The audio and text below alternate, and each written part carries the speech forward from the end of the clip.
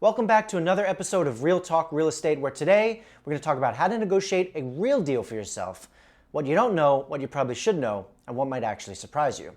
So as we talk more and more about the state of the market, I want to help you understand how to negotiate the best possible deal for yourself.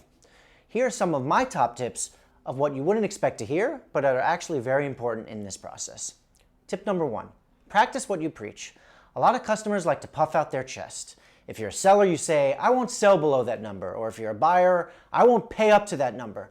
Well, when a buyer or seller comes to you with a number that doesn't work for you, you shouldn't cave. Stick to your convictions.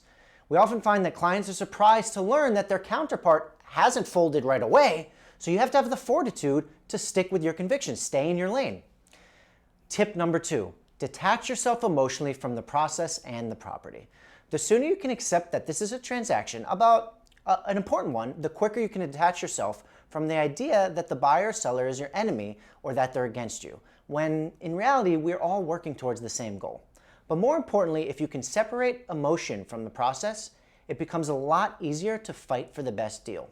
My hands are completely tied when a client tells me to get the best possible deal for themselves, but don't lose the apartment. Well, which one is it? Do you want me to be a bulldog and fight for the best terms? Because I absolutely will.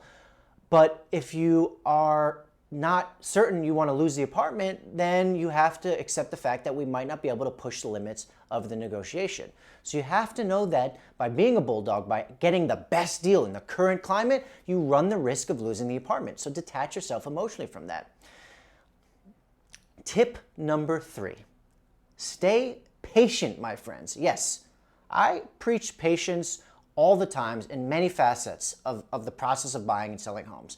But perhaps in a negotiation, patience is the most important component. Time plus someone's mind where they are wired to play out worst case scenarios in their head over and over again can equal the single best tool to negotiate. Yes, it's just the human condition to default to the negative. So we have to take advantage of that by being patient. Patience usually causes the scales to tip on one side of the transaction, and you, as the buyer or seller, want to be on the right side. So like I said earlier, stay in your lane and stay patient, and you will get what you want more often than not. It's as simple as that.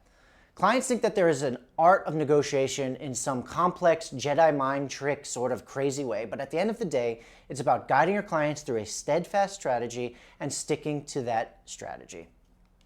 That's our show. Check us out on social media. The Glazer team on Instagram, Facebook, Glazer team, and of course, our lovely website, glazerteam.com. See you next time.